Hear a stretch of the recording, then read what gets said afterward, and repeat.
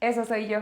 Y tal vez te preguntes cómo llegué hasta aquí y qué ha pasado a partir de ese momento. Hola Playground, soy Helen G. y esta es la historia de cómo regresarle una bomba de gas a la policía marcó un antes y después en mi vida. Ese 8 de marzo empezó como un día muy normal para mí. Ni siquiera tenía planes de ir a la marcha por el Día Internacional de la Mujer. Es más, le prometí a mi mamá que no iba a ir. Así que hice una pequeña protesta en mi balcón. Puse una bandera interseccional grandota en la ventana y puse canciones y consignas feministas. Los vecinos de enfrente me cerraron la ventana. Por la tarde estaba viendo Instagram y me apareció un live de la marcha que mostraba a la policía jaloneando a una chica para llevársela. Me dio muchísima impotencia, grité y me enojé. Me dio mucha rabia y miedo por ella. Me di cuenta que no podía quedarme simplemente viendo desde mi balcón. Tenía que ir a marchar, así que agarré mi identificación, mis llaves, dinero, teléfono, una batería recargable, un garrafón de agua y salí a la calle.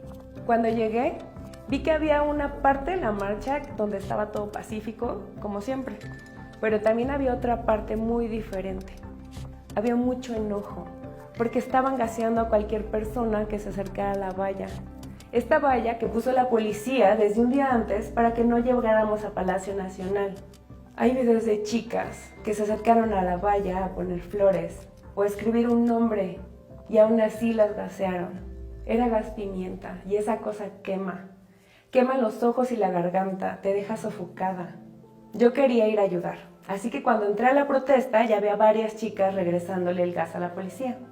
Así que cuando uno de esos artefactos de gas llegó a mí, yo ya estaba lista para devolverlo y simplemente pasó. Después de ese momento, mi vida cambió en muchísimos sentidos. Seguí un rato más en la marcha.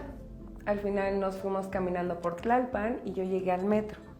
Mi esposo pasó por mí y yo venía cansadísima, tenía muchísima hambre y fuimos a comer taquitos. Así que le conté, oye, regresé un gas. Y me dijo, ¿cómo crees? Y yo le dije, pues sí, regresé un gas, a ver si no me grabaron y se hace viral. Y así fue la plática de esa noche. De verdad no imaginábamos lo que iba a pasar al siguiente día. Hasta que me vi en el video, entendí lo que había hecho y me lo creí. El video se hizo viral al otro día como a las 3 y 4 de la tarde. Mi esposo lo vio en Facebook y otros amigos también.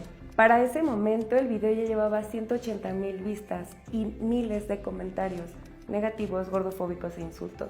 Yo lo único que sentí fue miedo.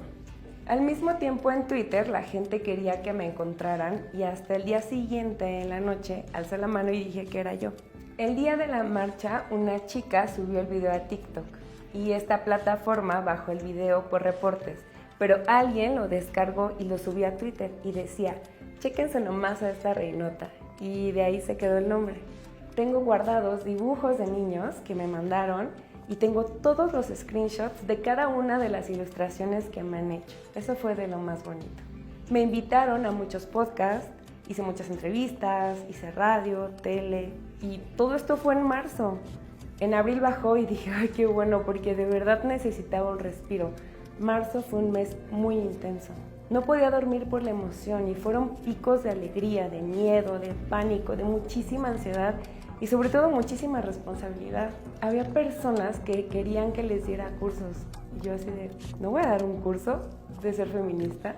Porque estaría rompiendo con esta horizontalidad del movimiento y yo no tengo tanta preparación y no me dedico a esto. El impacto se reflejó en mis redes personales. Yo casi no usaba Twitter, tenía como 30 seguidores y ahora tengo 70,000. Me llegaron propuestas para promocionar de todo.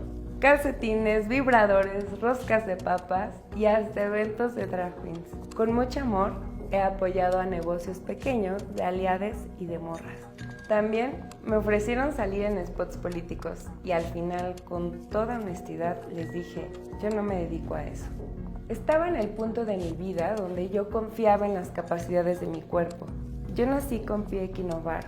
Entonces siempre me dijeron, no corras, no te subas a la bicicleta, no andes en patines ni en patineta. Me daba miedo correr.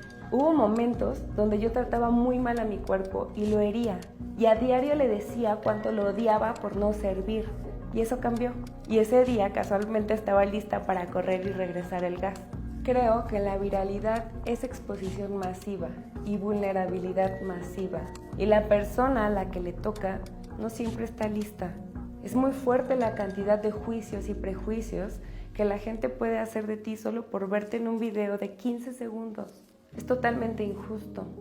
Lo más duro que me dejó el video del 8M fue este constante miedo a desaparecer. Y ya no solo por el hecho de ser mujer, sino por haberme vuelto viral en una protesta en la que la policía fue muy criticada por su violencia.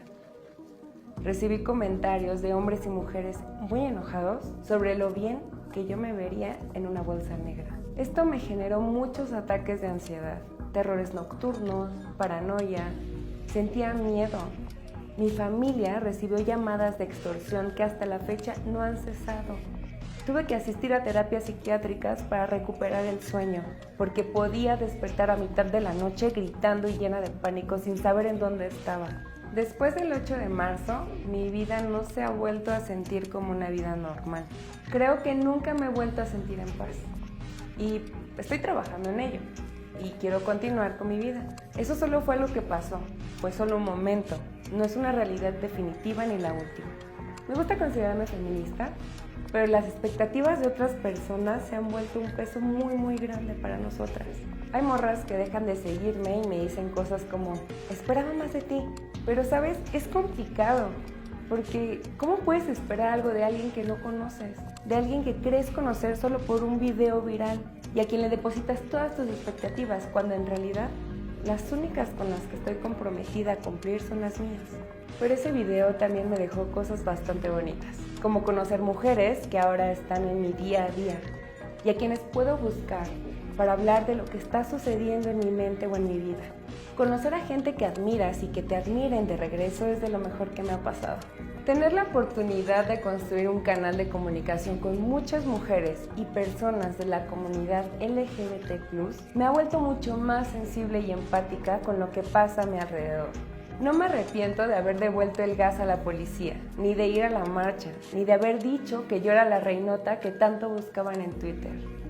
No me arrepiento de nada, pero no lo volvería a hacer. Creo que mi integridad física estuvo expuesta y quiero cuidarme mucho más. Algunas personas te van a decir que yo no soy feminista, porque no he escrito libros ni he dado ponencias, pero yo sí me considero feminista.